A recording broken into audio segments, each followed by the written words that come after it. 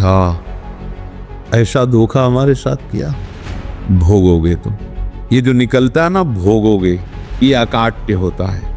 क्योंकि किसी का भी हृदय, मान लो किसी भी जीव जंतु को आप कष्ट दें और उसका हृदय आह भर जाए, तो वो आह वज्र की लेखे तुम्हें भोगना पड़ेगा। वो आह किसी की न लेना जिंदगी। कोई ऐसा कोई आह भर करके कह दिया तुम समर्थ हो, हम तो कुछ कर नहीं सकते, और अंदर से दुखी, फिर तुम्हारी सामर्थ्य काम नहीं करेगी, मिट्टी में मिला देगी। ऐसा नहीं कि आप जो कर रहे हैं कोई देख नहीं रहा, कोई हिसाब किताब नहीं, जो कर रहे हैं अवश्य में भोक्तव्यम। बहुत सावधान। जीव स्वयं नित्य निरंतर कर्मों के जाल को रच रहा है और अपने आप को बांध रहा है। आपको मुक्त होना है, बंधना नहीं है। जीव का जन्म कर्मों के अनुबंध से होता है, कर्मों के बंधन से होता है, और उसको अपना ऋण चुकाना होता है। कर्मानुबंध ये बहुत सूक्ष्म विषय है। जैसे आप जिस परिवार में जन्म लिए हैं, तो उस परिवार के लोगों से आपका ऋण है, इसलिए उसी परिवार में आप आए। और ऋणानुबंध, उसको बिना चुकाए या बिना वसूल किए आप वहां से जाएंगे नहीं। आपको लेना है तो वसूल करना है, और देना है तो चुकाना है। ये पूर्व के जन्मों से निश्चित किया गया है। जैसे किसी के यहाँ पुत्र हुआ, जन्म से ही पैसा खर्चा शुरू हुआ, बड़ा हुआ तो उद्दंडता के द्वारा मार पूरे परिवार को क्लेश पर क्लेश देता चला जा रहा है। ये तुम्हारे कर्म का फल है। या ऐसे शक्तिहीन बुद्धिहीन ऐसे पागल पूरी जीवन सेवा करो, तुमसे अपना हिसाब चुकाने के लिए वो आया है। परिवार के जो सदस्य जुड़े आके, मतलब पत्नी आते ही पूरी हृदय में आनंद, परिवार में आनंद, और जीवन भर वो आनंद ही सुख देने के लिए उसका जन्म हुआ। वो अपना ऋणानुबंध मुक्त, और आते ही भयंकर क्लेश खड़ा कर दिया, बीच में दीवाल और झगड़ा वैसा, फिर अतरे दिन मारपीट शुरू, कलह अशांति, पूरा जीवन नरक हिसाब करने आई। यहाँ ऋण चुकाए बिना कोई जा नहीं सकता, ऋण चुकाना पड़ेगा। किसी का ऋण वसूल करना है तो किसी को ऋण चुकाना है, दोनों काम करने होते हैं। अनेक जन्मों में अनेक लोगों के साथ हमने जो बर्ताव किए हैं, अच्छे या बुरे, वो होंगे। अब किसी आदमी को हम जानते नहीं, अचानक मिला, अचानक टक्कर लगा और मार पीट गाली गुप्ता सब कर दिया, चुपचाप सह लो। क्यों? ये आपका हिसाब है, पूर्व का हिसाब। हमारा उससे कोई द्वेष नहीं, कोई संकल्प नहीं। अचानक घटना घटी और हमसे द्वेष करने लगा, हमें पीटने लगा, हमें गालियां दे, ये हिसाब है, चुपचाप सह जाओ। अपने घर का भाई ही भारी दुश्मन बन गया और क्लेश दे, हिसाब है।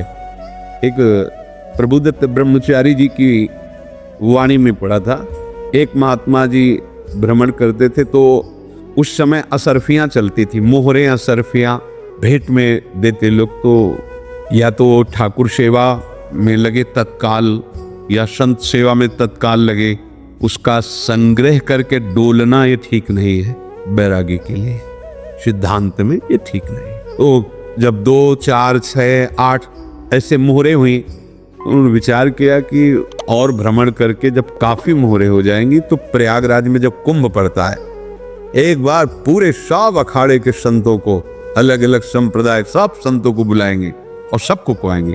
अब साधु है तो यही विचार करेगा, और क्या विचार करेगा। तो उन्होंने एक ऐसे डंडा बनवाया, बेंत, जो ऊपर से चूड़ीदार और भीतर पोला, और मोहरे उसमें डालते हैं। और भ्रमण, जहां जहां श्रद्धालु भगत के सबके यहाँ जाना और इच्छा रखना कि एक मोहर तो दे दे दक्षिणा में। कामना कोई भी हो वो बांधती ही है, ध्यान रखना। इसीलिए प्रभु जो चाहे वो करे, अपनी चाह नहीं रखनी चाहिए, अपनी चाह प्रभु की चाह में मिला देनी चाहिए। धीरे धीरे वो छड़ी भर गई। भ्रमण करने वाले महात्मा चूड़ी लगाई, इंतजार करते रहे। जब प्रयाग का कुंभ पड़ा तो चले। तो रास्ते में एक गांव में पूछा जाता है, जिससे कहीं रुको कि कोई श्रद्धालु ऐसा है जो संत सेवी है। तो कुछ लोगों ने बताया, हाँ एक परिवार है, बहुत संत सेवी है, और आपको मिलाते हैं उनसे। खूब अच्छा हलवा पूड़ी पवाया, और जो घर के मालिक थे चरण दबाए। चरण दबाते दबाते उनकी दृष्टि पड़ी उस डंडे पे, तो इतना मोटा और ऊपर से कुछ चूड़ी सी भी नजर आ रही। इस डंडे में तो कोई रहस्य है ही है। अब महात्मा जी को खवा पिला के सुला दिया। महात्मा जी जब सो गए तो पत्नी से धीरे से कहा, वो डंडा लाओ बाबा जी का। डंडा और चूड़ीदार जो ही खोला पलटाया तो सैकड़ों मोहरे। ऐसे संत रोज पधारे भगवान, तुम आनंद हो जाए फिर क्या। पत्नी से कहा, नाप के कंकड़ लाओ। वो तो महात्मा जी तो खाए खीर पूड़ी, आराम से सो रहे। रात में पूरी प्लानिंग करके उसमें कंकड़ भर के चूड़ी लगाकर सिराने रख दिया, सारी मोहरें हटा ली। महात्मा जी आराम से छड़ी उठाए तो वजन पक्का। वैसे बड़े लोग चतुर होते हैं, पर ये नहीं जानते कि कर्म कितना भयानक होता है। और उनकी कोई संतान नहीं थी, पर धन में इतना प्रेम उनको था। बहुत सावधान। साधु महात्माओं के पास जो अर्थ है, गृहस्थी अगर आता वहीं से है, पर अगर उसको जोर जबरदस्ती या किसी छल कपट से, तो वो उसका विनाश ही करता है। आज तक का प्रमाण है। अब उनको ये भाव पता नहीं होगा, या पता होगा तो लोग के कारण वो उसको मान नहीं पाए होंगे। महात्मा जी गए प्रयाग में, किसी अखाड़े पर रुके और वहां प्रार्थना की कि कल जो है संपूर्ण अखाड़ों का निमंत्रण किया जाए और सब संतों को भोग पवाया जाए और उनको दक्षिणा भी दी जाए।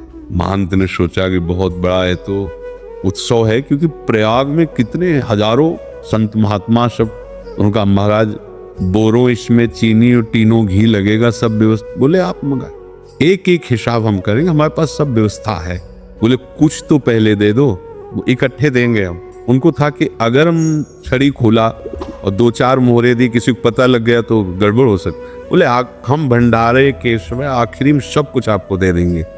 वो अपने पास से पैसे लगाकर खूब जितना सामग्री सब लाए, लाखों की, और सब संतों को निमंत्रण कर दिया। संत जन निमंत्रित हो गए, भंडारा बन रहा है। तब वहाँ के महंत है, उनका देखो भंडारा भी बन रहा है, संतों को निमंत्रण। अब आप अर्थ की व्यवस्था कीजिए, क्योंकि इतनी बड़ी हमारी सामर्थ्य नहीं थी जितना हमने किसी तरह हमने व्यवस्था की। अब मुझे अर्थ चाहिए, तभी आगे की व्यवस्था बढ़ेगी। संतों को दक्षिणा देंगे और जिनसे अर्थ लिया उनको दे। देखो रसोई बन रही है सब। उनका छत में विश्वास नहीं तो यार अभी चूड़ी खोली, उनको तो था ना कि मोहरे हैं। तो जिससे कितना उनको सदमा लगा होगा। हजारों संतों का निमंत्रण, रसोई बन, और संत हो के छल कपट। तो उनका महाराज आपने तो हमारा नाश कर दिया, जो महंत थे। अब बताओ, रसोई बन गई, संत निमंत्रित हो गए, और आप ये कंकड़ दिखा रहे हैं हमको। आपने तो हमें बर्बाद कर दिया। हमारी इतनी सामर्थ्य नहीं थी, आप पहले बता देते। संत होकर ऐसा छल कपट। अब वो बोले तो क्या बोले, क्योंकि उनको पता था कि मोहरे हैं इसमें। अंदर से उनका चिंतन गया उसी सेठ के पास। अच्छा, ऐसा धोखा हमारे साथ किया, भोगोगे तुम। ये जो निकलता है ना, भोगोगे, ये अकाट्य होता है। क्योंकि किसी का भी हृदय, मान लो किसी भी जीव जंतु को आप कष्ट दें और उसका हृदय आह भर जाए, तो वो आह वज्र की लीक है, तुम्हें भोगना पड़ेगा। वो देखो भीष्म जी को भोगना पड़ रहा है ना। सांप को ऐसे धनुष के नोक से उठाया और बंबूल के कांटों के ऊपर फेंक दिया, कई दिन तक शेदा हुआ, वो आह भर करके मरा। तो आपको 6 महीने बाणों की सैया पर आह किसी की ना लेना जिंदगी। कोई ऐसा कहा, कोई आह भर करके कह दिया तुम समर्थ हो, हम तो कुछ कर नहीं सकते, और अंदर से दुखी, फिर तुम्हारी सामर्थ्य काम नहीं करेगी, मिट्टी में मिला देगी। फिर ये तो संत थे और भगवत आराधना के लिए, संत आराधना के लिए ही ऐसा किए हुए थे। अब इनका कैसे मुंह दिखाएं। अब क्या करें। सुबह संत जन आएंगे, सबके बीच में हमारी की देखो इन्होंने, अब क्या करें। गए और संगम में जाके छलांग लगाई, अपने प्राण त्याग दिए। अब उनके तो पास मोहरे थी और व्यापार बढ़ा, और 9-10 महीने बाद ही लड़का हुआ। अब तो उनको कि संत फलीभूत हो गया। देख, व्यापार चल रहा, लड़का नहीं होता था, लड़का भी हो गया। बड़ा आनंद छा रहा है। जब से वो प्रकट हुए और धन की वृद्धि शुरू हो गई। पढ़ाई लिखाई में उनके खर्चा हुआ, बस बीमारी शुरू हो गई उनके शरीर में, अब उसमें पैसा जाना शुरू हुआ। इतने आसक्त तो वो दोनों हो गए कि कुछ भी हो, व्यापार ठप, संपत्ति बेचना शुरू। तो उन्होंने कहा कि बेटा मैं क्या कर सकता हूँ तुम्हारे लिए। बोले हमारी अंतिम इच्छा है, प्रयाग चलो और जितने प्रयाग में संत महात्मा सबको एक बार भंडारा करवाओ। हमारी इच्छा अंतिम है, क्योंकि अंतिम यही इच्छा थी। बोले अब ज्यादा संपत्ति तो नहीं रह गई। तो बोले घर बेच दो, मेरे लिए ही तो है, बेच दो। मुझे लगता मैं बचूंगा नहीं, पर मेरी अंतिम इच्छा पूर्ण कर दो। घर बेच दिया, जेवर बेच दी। वहां गए, जब संत सेवा की तो बोले मुझे संगम तक ले चलो। संगम तक ले गए और बोले समझे तुम चुराए थे और हमने उसको छीना है, कुछ नहीं रह गया तेरे पास कुछ, अब केवल ममता और आसक्ति में जल कर मर और नरक प्राप्त कर। मैं वही महात्मा हूं जिसकी तूने मोहरें ली थी। महात्मा को जन्म लेना पड़ा और इनको दुर्गति भोगनी पड़ी। ऋणानुबंध होश में, ऐसा नहीं कि आप जो कर रहे हैं कोई देख नहीं रहा, कोई हिसाब किताब नहीं, जो कर रहे हैं अवश्य में भोक्तव्यम। बहुत सावधान।